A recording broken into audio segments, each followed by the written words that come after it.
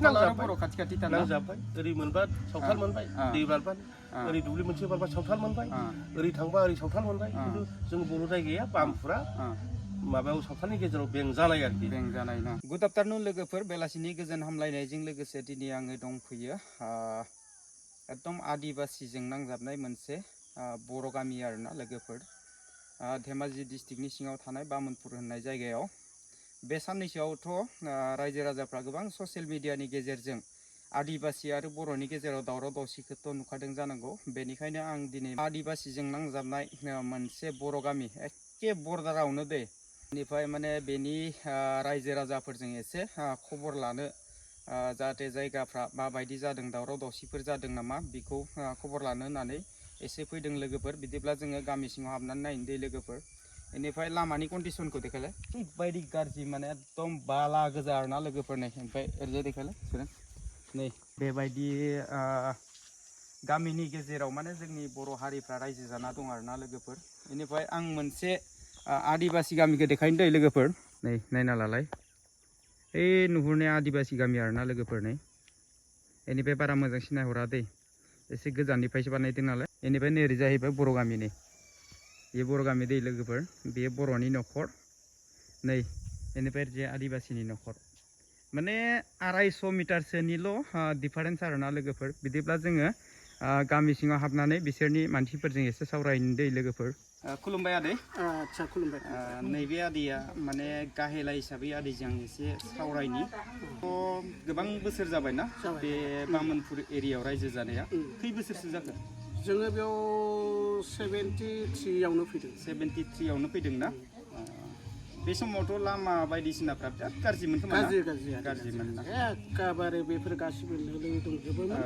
ओमफ्राय लामाफ्राथ' एकदम लामाथ' गैखायामोन नालाय माबाफोरखौ जोङो जेब्लानाखि नोलोफोरखौ सिफायजोब्बाय बेनि उनाव माने रायजोनि श्रमदान हिसाबै आदै जोङो माने रायजोनि खामानि लानानै आलि फिसा खोनानै लायोमोन आरोखि जोंनाथ' हाया ओरैबायदि आथा नालाय आथा एकदम हाब्रु जाजोबखायो आरो हान्थुसे ओमफ्राय आदैनि जोनोम जायगाया बेयावमोन ना बबेबा मोनसे आंनियाथ' क'क्राझार ना क'क्राझारा एकदम बिनाकाटा मौजा आंनिया जलाइबारि होनना बुङो बेनिफ्राय दा जेनेबा बेयाव थाफैनाया 73 निफ्राय दं 1973 होमबाथ' बिराद जाबाय माथो नै 53 बोसोर जाबायना बेयाव थाफैनाया बेनि गेजेराव नोंथाङा माब्लाबाफोर आदिबासि आरो बर'नि दावरावखौ बे बामोनपुर जायगायाव मोनदोंमोन नामा माब्लाबाफोर जोंथ' बेवहाय गोदोनिफ्राय रायजो जाजेननायनिफ्रायनो सावथाल आरो बर'जों जों एखे माने रायजो जानाय हजोंनिफ्राय सावथालफ्राबो जों जि जायगानिफ्राय फैदों बे जायगानि सावथालफ्रानो बेयाव दंफैजोबो माने जेनेबा खाथि खालानि उदालगुरिनि दंफैयो एबा क'क्राझारनि दङ एकदम सिनायखानाय बायदि एकदम ज' मोनफैजोबखानाय आरो दा बे जोङो माने टटेलि गोदोनिफ्रायनो जेबो हेंगेम गैया आरो क'क्राझार बायदियाव फोजोंनाय सोनाबहा थांनाय माबायाव गावलायलायनाय जानाय समावबो बेसेबां सममोन 1972 ना मा होनदोंमोन नङा गिदिर जानाया बेयावबो जोंनियाव जेबो माबा गैया बेनिफ्राय उनाव जितु बै एबसुनि दिनाव जे माबा सावथालफोरखौ जोंबोथ' जालायदोंना खनसे ओजों सोनाबा माबा साइडजों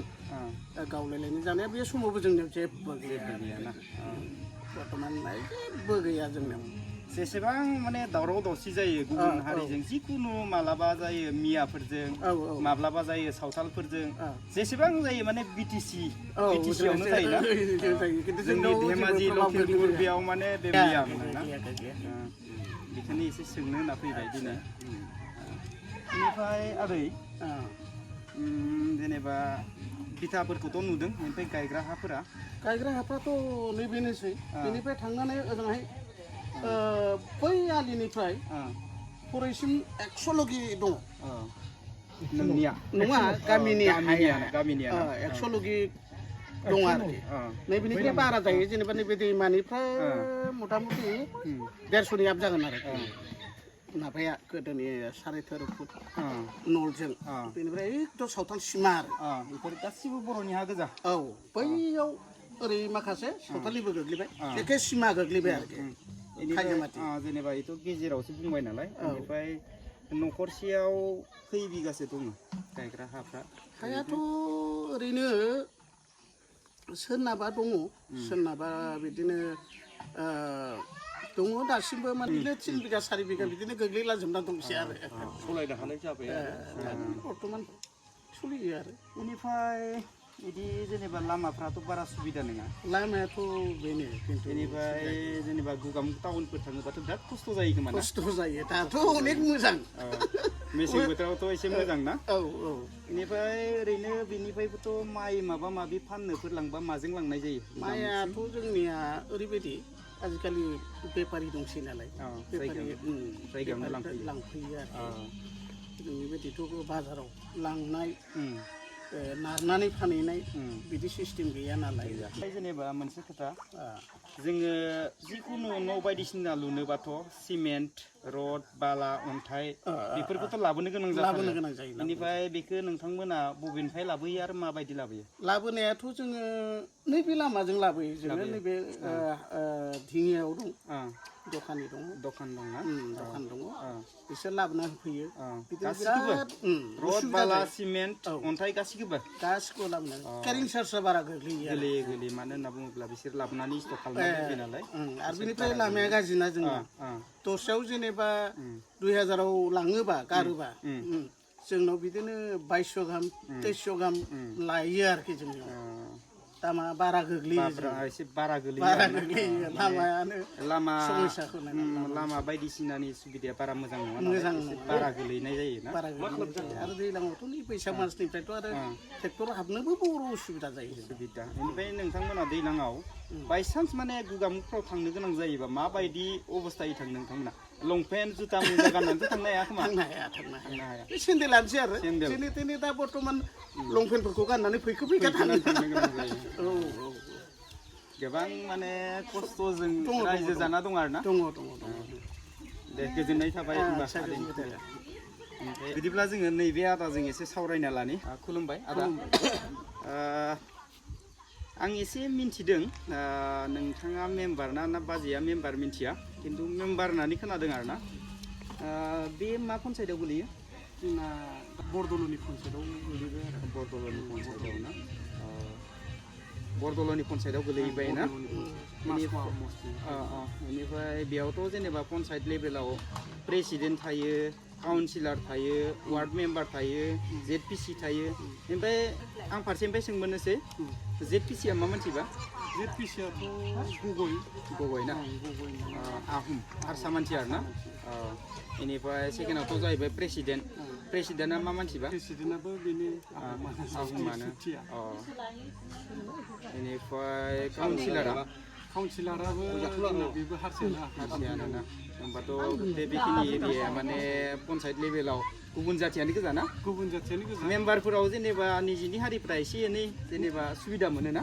सुबिदा माने दा बर्थमान सुबिदाथ' बिदि बारा गैथ'वा आरो पन्सायत लेभेलनिफ्राय हरथ'नायबो जायाखै नालाय खामानिफोरखौ ओरैनो माने बर' हारियाव होनना बुङोब्ला जोंहानो जों गामि दरसेल'सो गोलैबाय नालाय बे बरदलनि पन्सायतआव दा गासिबो जोंजोंबो दङ जाय बिहारि दङ सावथालफोर दङ सावथालफोरानो गामि दरथाम बिहारि गामि दरसे बर' गामि दरसे जोंनि वार्ड मोनसेयाव आरो दा बेयाव वार्ड मोनसेयाव जों गामि दरसेल' बर' दा बर्थमान माने जोंनि गामिनि बर'फोरनि जुजिनायजों लोगोसे वार्ड मेम्बारखौ जोंना बर' हिसाबै देरहाना थांबाय दा जि हायो एसे खामानि बायदिसिनाखौबो आदाय खालामनो सानदों जाहाथे माने रायजोआबो एसे मोजां मोनथों होननानै दा बेफोरनि खेथ्रआव दा खामानिखौ हगारैनिसो एसे उसुबिदायाव जाना थानायलाय जेबो खामानि मावनो हाथ'वाखै आरो ओमफ्राय मोनसे खोथा आदा बेयाव जेनेबा बामुनपुर एरियायाव ओरैनो गुबुन बोसोरफ्राव आइ न'फोर मोनगोन ना मोनाखैबा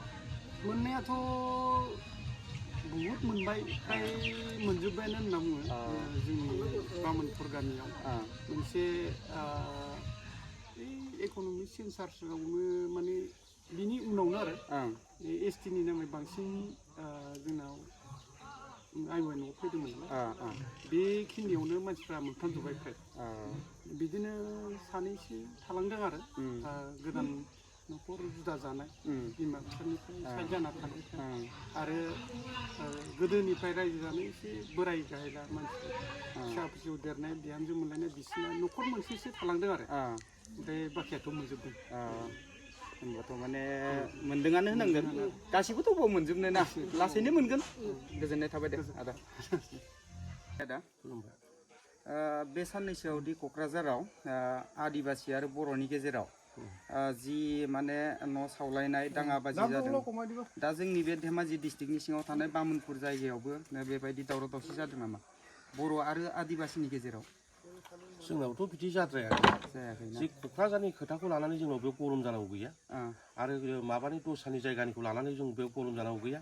जोंनाव सान्थि बावै सावथालजों बर'जों ओरैबायदि सान्थियाव दङ जोङो रावनिबो खोथा खोनासंलायाखै आरो जोंजोंनो सावथाल बर' खाथि खाथि दंखायो जों ग्रें ग्रें रायजो जादों जोंनिथ' जेबो डिस्टार्ब जायाखै आरो डिस्टार्बबो जायाखै आरो डिस्टार्बबो खालामाखै बिसोरबो जोंखौ डिस्टार्ब खालामा बर'खौ डिस्टार्ब खालामा सावथालाबो जोंखौ डिस्टार्ब खालामा जोङो दा खाथिजों रुजु रुमु जोङो बुहुत रायजो जादों स्रें स्रें दिनैसिम बे क'क्राझारनि घटनाखौ लानानै अबेबा घटनाखौ लानानै बेयाव जोंनाव जायाखै आरो जानोबो हाया सुरु जायाखै आरो जाथारनायबो नङा जोङो खौसेयाव दाबो मिलायना थादों खौसेयाव थाबाय थागोन आरो खौसेयावनो जोङो आगान सुरलांबाय थागोन सावथाल बर' खिन्थु इसिबां डिस्टार्ब गैया आरो डिस्टार्बबो जाफेराखै जोंनाव जाफेराखै सिगांफोरबो जि बर' आरो सावथालनि गेजेराव बेबायदि माने गोबां सिगांथ' बिराद गिदिर गिदिर जानानै थांबाय बेफोरावबो बेबायदि माने गाज्रि गोहोम गोग्लैफैदोंमोन नामा बेयाव गाज्रि गोहोमाथ' जोंनाव जाखायाखै खिन्थु बिथांमोना क'क्राझारनि खोथा लानानै बबेबा माबानि उदालगुरिनि खोथा लानानै बे गावसोरसो खारलाबायदों खिन्थु बर'फ्रा दिनै डिस्टार्बखौ खालामाखै जे बर'फ्रा दिनै जोङो जेबोखौनो बिसोरखौ फंसेबो गोसा रावजों बा माबाजों दमखि दमला बिदि होनायखौ जों मोनफेराखै दासिमबो खिन्थु जों मिलायो थायो जोंनाव बबेनिबा बारहावाजों फैनानै बिथांमोना जोंखौ एटेक खालामबा बेयाव जोङो सारिफोरजों रायजोफोर दं सावरायलायगोन मोनसे सान्थि कमिटि दा गोदोबो दालांखादों आरो दाबो जोंनाव बेबायदि दावराव दावसि सोमजिना लाबोयोबा जोंबो सान्थि कमिटि दागोन जोंनावथ' दा इसिबां सान्थि कमिटि दालायनांगौ गैया जोंनाव ओरैबायदि मोजां जादों दा थासारिफ्रा जेबो नांलाय खमलाय गैया जेबो दावराव दावसि गैया जों गोदोनिफ्राय आबै आबौनिफ्राय बोराय बुरिनिफ्राय सावथालजों थाफादों सावथालजों देरदों दिनैसिम बिदि जानाय नुवाखै आरोखि माने मिलायलायनानै थादों ओरैनोथ' एकदम खाथि खाथिथार ना खाथि खाथि नांजाबबाय बर' खाथि खाथि नांजाबबाय ओरै मोनबा सावथाल मोनबाय दै बारबानो ओरै दुब्लि मोनसे बारबा सावथाल मोनबाय ओरै थांबा ओरै सावथाल मोनबाय खिन्थु जों बर' जायगाया बामफुरा माबायाव सावथालनि गेजेराव बेंजानाय आरोखि बेंजानायबाबो जेबो गैया डिस्टार्ब गैया दावराव दावसि जाया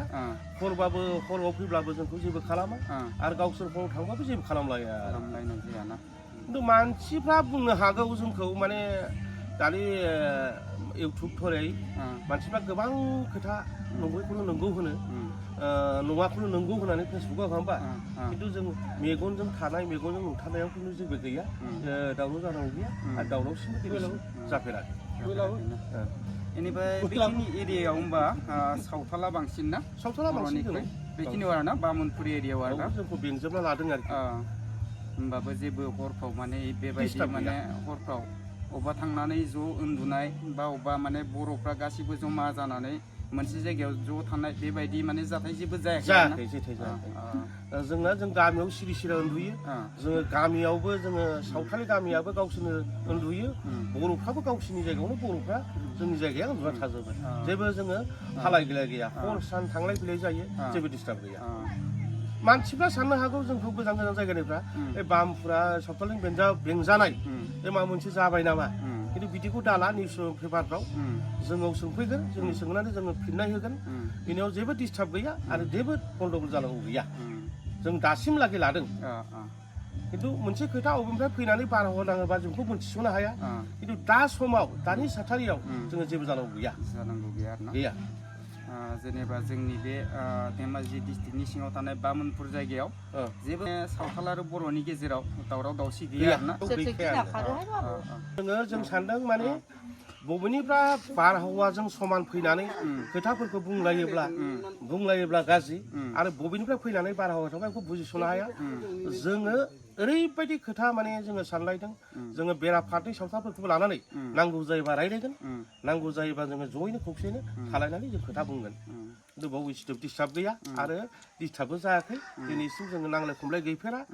आरो बिदिनो साधारन एसे एनैया माने लोंनानै थरखा थरखि जालायो बे गैया बेयो जोंनाव मन'भाब लालायनानै सोरबा सावथालजों दावहा नांनांगौ बर'जों दावहा नांनांगौ बे गैया खिन्थु जों खौसेयावनो दंब्लाबो खौसेयावनो थागोन आरो जोङो सोलिगासिनो दं दिनै सावथालबाबो जोंखौ जेबो खालामा बर'फ्राबो जोंबो जेबो खालामा बे लामा दोंसेजों थांलाय फैलाय दा नोंसोर नुनो हागौ दा थांलाय फैलाय मानसिफोरखौ जेबो डिस्टार्ब गैया आरो दम समनि खोथा गैलाया गोजोननाय थाबाय आदाना गुथे बेबायदि गोजा आरोना लोगोफोरनि एकदम ट्रेक्टर खारनानै माने ओरैबायदि गाज्रि माने गारि मटर साइकेल सालायनो थाखाय बहुत उसुबिदा आरोना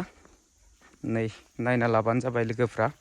दा जों बामुनफोरनिफ्राय ओंखारबोनानै नैबे सावथाल गामि जोबनायाव फैफिनबाय आरोना लोगोफोरनि ओरैजाय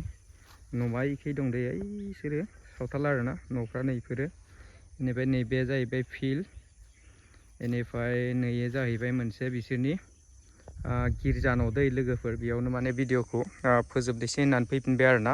नैबे फंबायजों आंजोंनो फैदो आरोना लोगोफोर जोङो भिडिअ बानायनो होननानै बेनिफ्राय माने भिडिअखौ बानायनानै ओंखारबोबाय दे जोङो ओमफ्राय सावथाल गामिखौथ' देखायबोदिया बे साननैसोआव माने एसे परिस्थितिफ्रा गाज्रि नालाय बेनि थाखायनो माने सावथाल गामिखौ देखायनाय जादिया दे लोगोफोर बिसोरनि गामि जोबनानै भिडिअखौ फोजोबनो होनना फैबाय आरोना लोगोफोर अब्ला लोगोफोर दिनैनि भिडिअआ बेखिनियानोमोन भिडिअखौ नायनानै मोजां मोनदोंब्ला लाइक खालामदो शेयार खालामदो